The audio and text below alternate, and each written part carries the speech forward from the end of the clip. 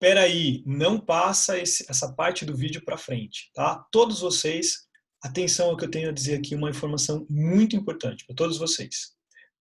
Então fica aqui comigo. Agora sim, seja bem-vindo, eu sou Paulo Pineda e esse vídeo aqui, ele traz informações para vocês sobre tecido epitelial, que é um vídeo que está dentro da playlist de histologia, né? Então, qual que é a informação importante aqui? Se você já assistiu os outros vídeos da playlist de citologia, ótimo. Se você ainda não assistiu, eu faço fortes recomendações que você assista primeiro esses vídeos da playlist de citologia e depois parta para esse aqui. Tá? Por quê? Porque aí, nesse caso, vai ser mais fácil de você correlacionar as informações vistas lá para acompanhar as informações que eu vou apresentar para vocês aqui agora, neste vídeo. Então, o que, que acontece? Neste vídeo eu vou falar várias informações que são melhores descritas nesses outros vídeos da citologia. Então, por exemplo, aqui eu vou falar de tecido epitelial, eu vou falar inevitavelmente de estrutura de junção de células, complexo juncional, que eu tenho um vídeo lá na aula de membrana falando sobre isso, e outros exemplos mais, tá? Então, vamos lá para tecido epitelial. Muito bem. Tecido epitelial ou epitélio são sinônimos, são tecidos extremamente importantes, presentes em todos os órgãos do nosso corpo. Por isso que na histologia a gente sempre inicia esse assunto estudando o tecido epitelial. Tá? Então, para eu poder mostrar para você as principais características estruturais, morfológicas e funcionais desse tecido, então vamos primeiro entender o que é um tecido. É algo simples. A partir do estudo da citologia, em que a gente estuda a membrana, as células como um todo, né, membrana, citoplasma, núcleo, a gente consegue entender o que é uma célula. E a partir disso faz mais sentido então estudarmos a histologia, que é o estudo dos tecidos. Então, esse tecido, por definição, ele tem uma relação direta com células. A histologia ela é apoiada na citologia. O que é um tecido? Está aqui a definição, é um conjunto de células que são semelhantes em forma e função. Né? Se eu mudo a forma da célula, consequentemente eu mudo a função dela. E além disso, nesse tecido eu vou encontrar essas células que são semelhantes em forma e função, e também vou encontrar um certo espaço, um compartimento que existe entre essas células, que é o nosso compartimento intersticial ou simplesmente interstício. É aquele espaço que não é vazio, né? É aquele espaço entre as células preenchido por uma substância chamada matriz extracelular. E aí, já aqui nesse primeiro slide fica uma observação importante, né? Um órgão ele é formado sempre por vários tipos diferentes de tecidos. Então vamos começar a estudar primeiro este tecido epitelial aqui, que como eu já disse, pode ser chamado simplesmente de epitélio. Então a partir de agora, ao longo desse vídeo eu vou tratar esse tecido epitelial apenas como epitélio. O epitélio ele pode ser um tecido de revestimento, ou ele pode ser também um tecido que forma glândulas. As nossas glândulas são formadas por tecido do tipo epitélio.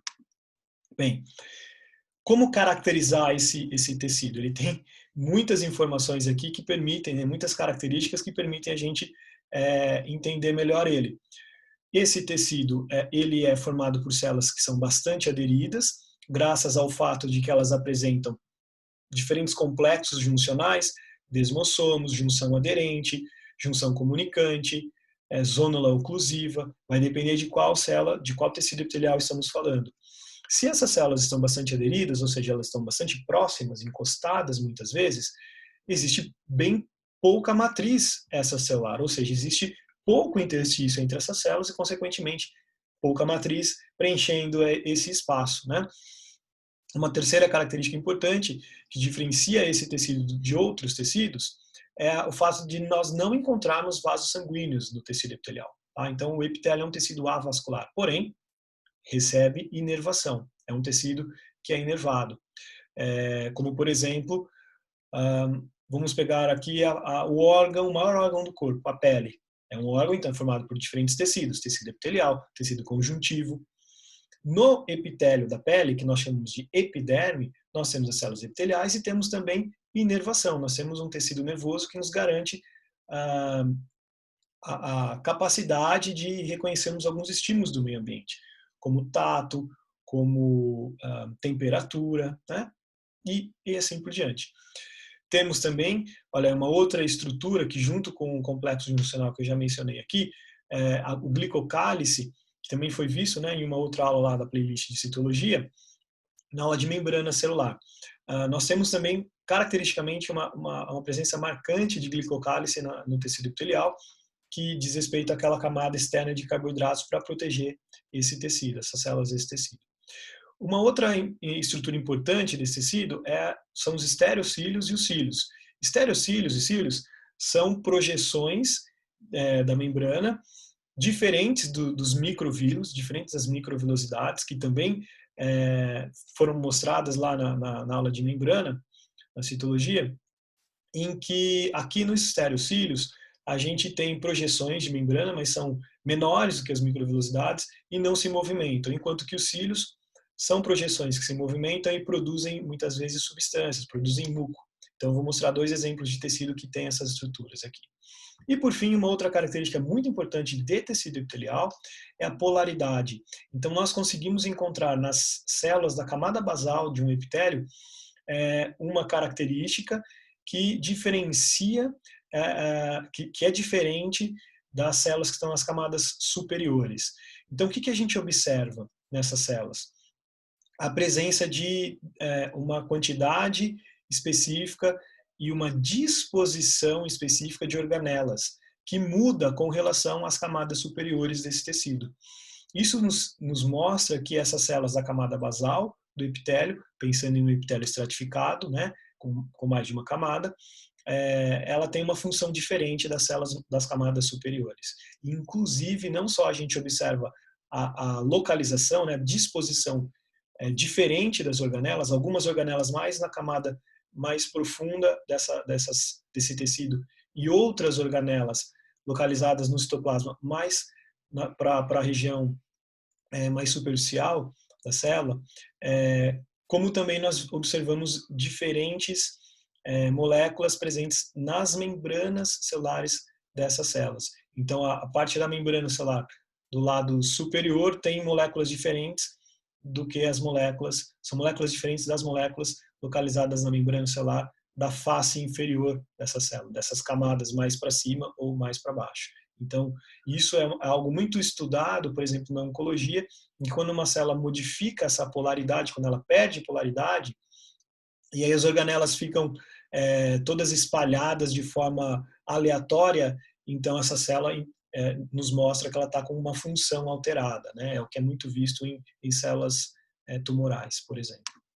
Bem, a morfologia do tecido, esse tecido então também é bastante variável, né? A gente encontra desde células achatadas, escamosas, até células colunares, células altas, e um dado interessante, e que isso vale não só para epitélio, mas para outros tecidos também, é que o fato de que o formato do núcleo dessas células, normalmente, no estado saudável, normal do tecido, ele acompanha o formato, a morfologia da célula como um todo. Então, se eu tenho uma célula cúbica, o núcleo vai ter um formato mais ou menos cúbico. Se eu tenho uma célula achatada, o núcleo vai ser achatado. Se eu tenho uma célula alta, esse núcleo vai ter a tendência em ser alto também. Como nós conseguimos visualizar esse tecido? A gente consegue visualizá-lo em microscópio óptico. Tá? A gente consegue, inclusive, visualizar uma estrutura que está na parte basal, né, na parte inferior desse tecido, dando suporte a ele, que é chamada membrana basal, MB. Essa membrana basal nada mais é do que uma estrutura formada por proteínas, principalmente colágeno. Então, ela é formada por uma estrutura menor ainda, que é a lâmina basal, a qual só pode ser vista por microscopia eletrônica, e também por fibras reticulares. Essa membrana basal, que suporta o epitélio, está revestindo um órgão, né? Essa membrana basal ela ainda faz uma associação direta com o tecido que está logo abaixo, que é, via de regra, um tecido conjuntivo. Então, nós temos também nesse tecido conjuntivo, tópico de um outro vídeo aqui do canal, na playlist de histologia, nós temos colágeno, fibras colágenas, proteínas colágenas que estão no tecido conjuntivo, dando suporte a essa membrana basal, que também, como eu acabei de falar, ela é igualmente formada por, dentre outras proteínas, por fibras colágenas. Então, a gente tem como sustentar, o tecido conjuntivo sustenta o tecido epitelial que está logo acima dele, revestindo ele. Dependendo do epitélio, a gente vai ter uma função específica, né? A gente tem epitélios que têm proteção física, a própria epitélio da nossa pele, né? A epiderme, protege o nosso órgão pele. Assim como também protege contra a desidratação. Existe alguém nesse epitélio que é especial, que é a queratina, eu vou mostrar ela para você daqui a pouquinho. Dependendo do local, então esse epitélio também pode promover a absorção de substâncias, né? Então temos o epitélio intestinal para mostrar isso para a gente. O intestino, nosso intestino, ele absorve nutrientes, né? Então essa é uma função garantida pelo epitélio do intestino. Percepção sensorial, mais um exemplo, mais uma vez o exemplo da pele. A gente tem termoceptores na pele, a gente tem mecanoceptores que detectam temperatura, tato. Temos na retina, como um epitélio que tem células que captam luz. As papilas gustativas da língua captam sabor.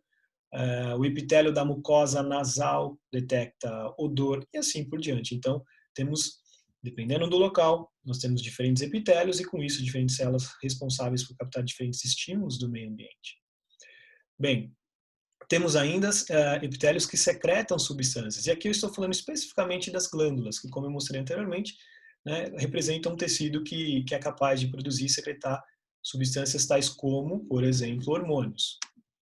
Bem, como classificar? Já que a gente, estou mostrando aqui para você que a gente tem uma variedade muito grande, né, de epitélio, como classificar tudo isso? Existem diferentes maneiras, diferentes aspectos. Um dos aspectos que é muito utilizado é com relação à especialização desse epitélio, ou seja, em relação à função dele. Nós temos dois tipos de epitélio com relação a esse aspecto, né? O epitélio que tem a função de revestir ou o epitélio que tem a função de secretar substâncias. Então, o primeiro está em superfícies corpóreas, tais como boca, cavidade nasal, tubo digestório, etc, etc. E esse segundo, ele faz parte das glândulas, é um epitélio que faz parte da estrutura da glândula. Se eu utilizar um outro aspecto, como a localização, eu também tenho dois tipos de epitélio, quando eu utilizo esse aspecto para classificar, e justamente são os mesmos dois nomes dados, né, para a especialização. Então, onde que esse epitélio se localiza? No revestimento de um órgão, ou então nas glândulas. Tá? Mas temos uma outra maneira também de classificar e nomear esses tecidos epiteliais, que é com relação ao número de camadas celulares.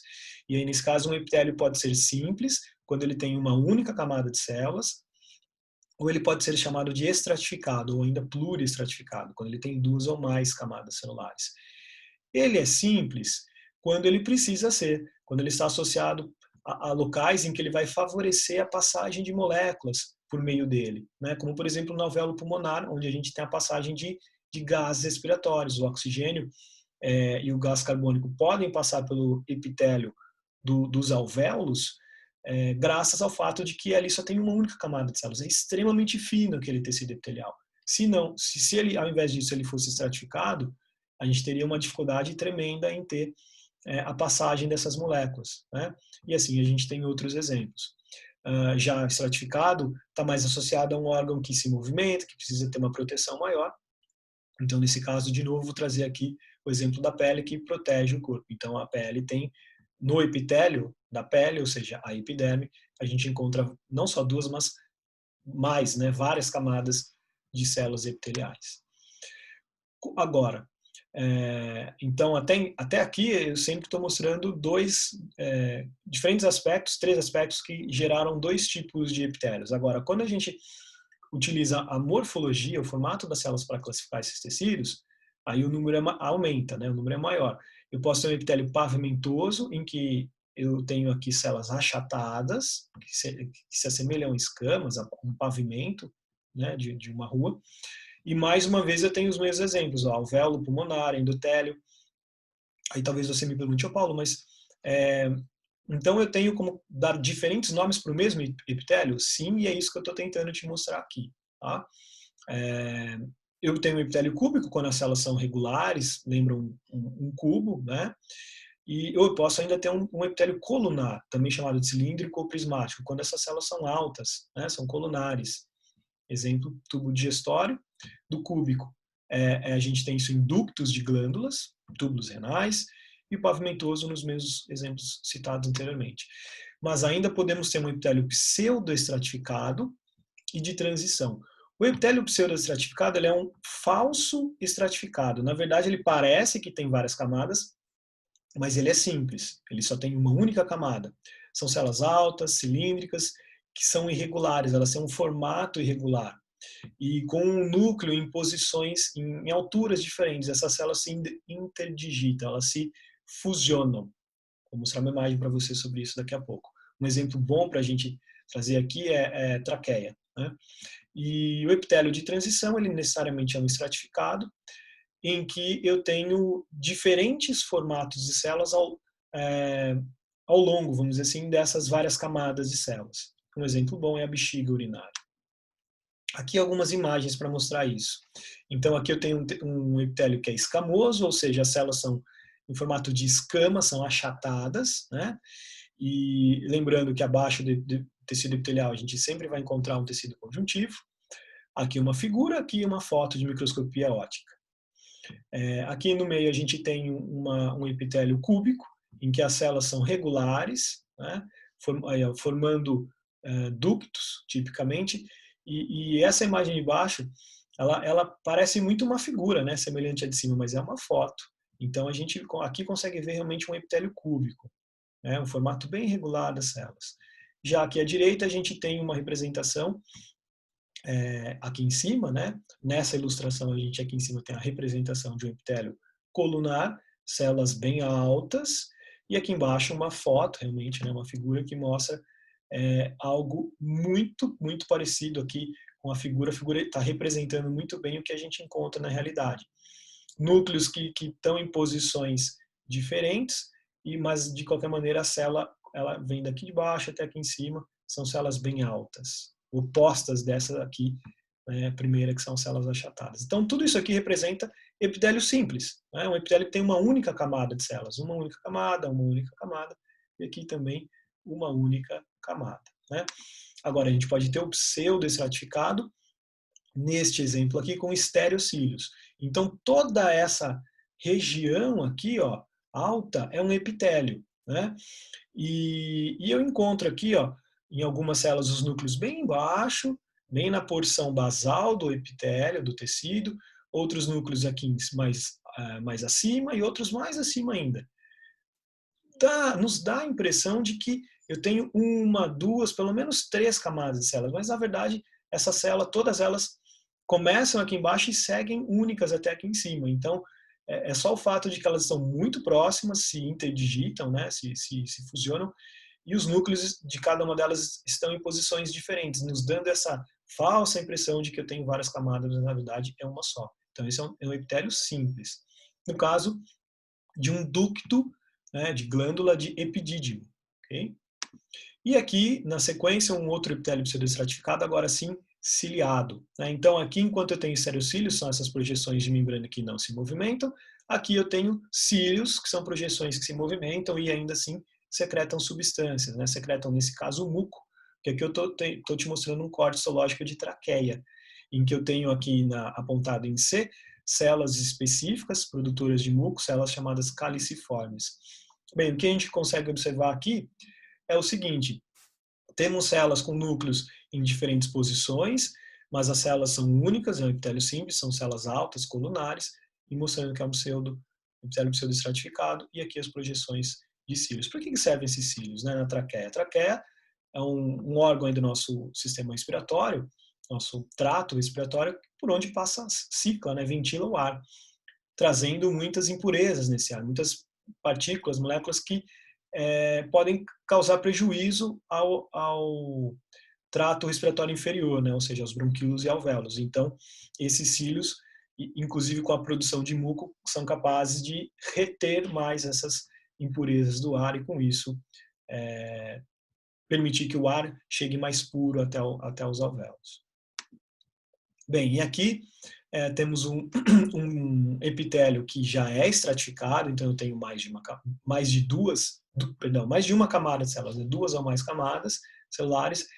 É estratificado por conta do número de camadas, ele é pavimentoso por conta da morfologia da célula, então são células achatadas, como a gente pode observar aqui. Eu tenho uma, duas, três, várias camadas, e a camada superficial de célula achatada. Então ele é pavimentoso. E só, eu não tenho a proteína queratina aqui em cima, é um tecido não queratinizado.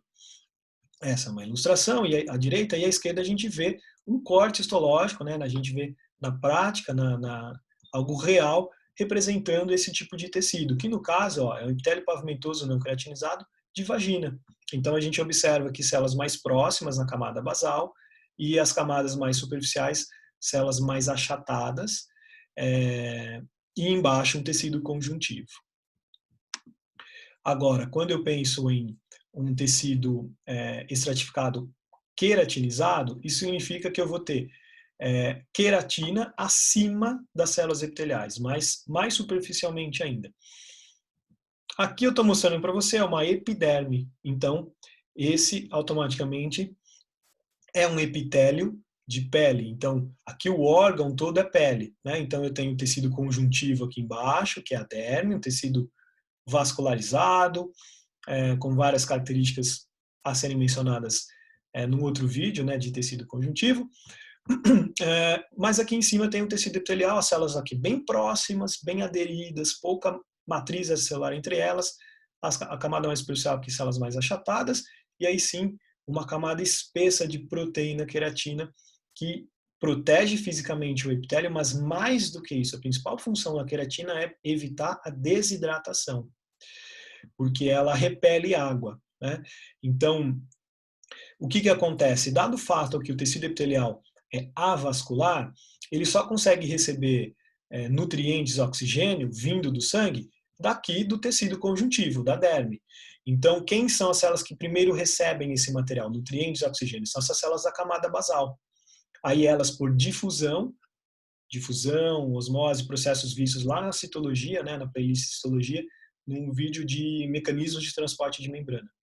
Essas células, por difusão, então, transportam essas moléculas para essas células da camada superior e assim sucessivamente. Naturalmente, essas células aqui da camada superior recebem menos esse material, mas ainda podem receber. Quando eu tenho queratina, essa queratina repele a presença de água aqui. Então, essa camada mais superficial recebe menos nutrientes e ainda recebe menos oxigênio, menos água. É uma camada morta, essa é a famosa camada, o extrato córneo da nossa pele. São células realmente mortas, porque não recebem oxigênio, nem nutrientes, nem água. Se eu utilizo, por exemplo, aqui um produto para diminuir essa quantidade de queratina, como dermocosmético, a creme à base de ureia. A ureia, ela desnatura, ela diminui aqui desnatura a proteína queratina, diminuindo essa camada queratinizada. Então, eu tenho menos queratina, vou repelir menos a água, um volume maior de água atinge essas camadas superiores do epitélio, né, das camadas mais superiores do epitélio. Então, eu fico com uma pele renovada, né, e com aspecto justamente de mais renovado. Então, veja a aplicação prática disso. Bem, aqui eu mostro com um pouco mais de detalhes a nossa pele, uma representação da pele humana, em que a gente observa então a presença de três tipos principais de tecidos. Um tecido epitelial, células bastante unidas, né, aqui representado em vermelho escuro, células bem aderidas, epiderme. Logo abaixo um tecido conjuntivo, que é a derme, já vascularizado, né, pequenas arteríolas, vênulas, e mais embaixo ainda também um tecido conjuntivo, mas é um tecido conjuntivo diferente, é um tecido adiposo, né? Chamado de hipoderme, mas o termo mais apropriado seria tecido subcutâneo, abaixo da cutis, que é a derme e epiderme. A gente pode observar aqui a presença de várias glândulas, fazendo contato entre o tecido conjuntivo derme com o tecido epitelial epiderme. Temos aqui bulbos pilosos com seus pelos, que são totalmente queratina, né? Pelo, cabelo, barba, bigode, é tudo proteína queratina, e tem a produção aqui. E diferentes tipos de glândulas, né? Para levar suor, para levar sebo, para lubrificar a pele, para auxiliar ainda mais o processo da queratina. E células nervosas e inervações aqui, que são os receptores nervosos, né? Terminação nervosa é um exemplo assim como o corpúsculo de Messer, vaterpacine, dentre outros mais, que detectam diferentes estímulos nervosos desse meio ambiente, como tato, pressão, temperatura, etc, etc. É uma figura anterior, agora uma foto, né, de uma microscopia mostrando um modelo de pele em que nós temos aqui uma possibilidade diferente de visualizar a mesma informação. Então, aqui em cima eu tenho a camada de queratina, proteína, é molécula, não é célula, não tem vida, né? Então, eu tiro isso aqui, eu não sinto dor. Eu sei que não é tecido e que não tem célula porque eu não vejo núcleos aqui. Já muito diferente dessa camada intermediária desta foto, né? Que é o tecido mais superficial. Se é tecido, então perdão. Se é tecido, então eu tenho células aqui. Qual que é o tecido mais superficial de um órgão? Um tecido epitelial, um epitélio. Qual que é o nome do epitélio da pele? Epiderme. Então eu vejo células mais próximas, por exemplo, mais aderidas, do que o tecido abaixo, que já é um tecido conjuntivo, nesse caso, tecido conjuntivo da pele é chamado de derme, onde eu vejo os núcleos, essas células mais afastadas, células menos aderidas, mais substância, mais moléculas, né, entre essas células, ou seja, mais matriz extracelular, principalmente colágeno, nesse interstício aqui do tecido conjuntivo. Bom, com isso, então, eu já te dei aí alguns indícios do que veremos no próximo vídeo, né, de tecido conjuntivo. Então, para finalizar, um outro tipo de epitélio são as glândulas, né, que correspondem a um grupo de células que produzem e secretam um determinado tipo de substância. Essa substância pode ser secretada diretamente em ductos, e aí essa glândula é chamada de exócrina, ou esse produto, essa substância pode ser secretada diretamente na circulação sanguínea. E aí então eu nomeio essa glândula de endócrina. Existem diferentes formas de classificar as glândulas, esta é a principal e é a que eu vou me restringir nesse vídeo. Bem, aqui então eu tenho uma representação do processo de formação dessas glândulas. Aqui um tecido epitelial, aqui embaixo o tecido conjuntivo, em azul a membrana basal, dando suporte ao tecido epitelial. Então, em um determinado momento, essas células epiteliais começam a se proliferar através do processo de divisão celular conhecido como mitose. Temos aqui na playlist de citologia um outro vídeo que fala sobre esse processo de divisão celular, mitose. Essas células sofrem sucessivas mitoses, começam a aumentar em quantidade, a membrana basal ainda delimita esse tecido epitelial, individualizando ele do tecido conjuntivo, e aí dependendo do local, da interação, do estímulo hormonal e de expressão gênica que nós temos aqui nesse processo, expressão gênica também vista em outro vídeo, a gente tem aqui a formação ou de um ducto, e aí eu tenho a origem de uma glândula exócrina, ou então essas células se destacam aqui da camada superior, ficam individualizadas, e próximo a elas, aqui no tecido conjuntivo, né, quase que envolvendo essas células, ao redor delas a gente acaba tendo a presença de capilares sanguíneos, de vasos sanguíneos. E aí, então, nesse caso, eu tenho uma glândula que é capaz de secretar o seu produto diretamente nesse sangue. Então, aqui eu estou falando de uma glândula endócrina e aqui exócrina. E aqui eu trago um exemplo que eu gosto bastante de mostrar, que é uma glândula exócrina, mais precisamente uma glândula mamária. Então, isso aqui é um ducto, porque eu afirmei que é uma glândula exócrina. Isso é uma glândula mamária, aqui há uma produção, dentre outras coisas, de leite. E é o que a gente consegue observar aqui na ponta dessas setas, gotículas de leite sendo liberados por essas células aqui, que são as células glandulares mamárias. Tá? Bom, e aqui então eu te apresento um resumo de grande parte disso que eu falei, em função do tipo de epitélio, a estrutura e função e a consequente localização no nosso corpo desse tipo de tecido. Okay? Então fica aqui para depois você dar uma revisitada nessas informações. Muito bem, então encontro você no próximo vídeo. Até daqui a pouco. Valeu!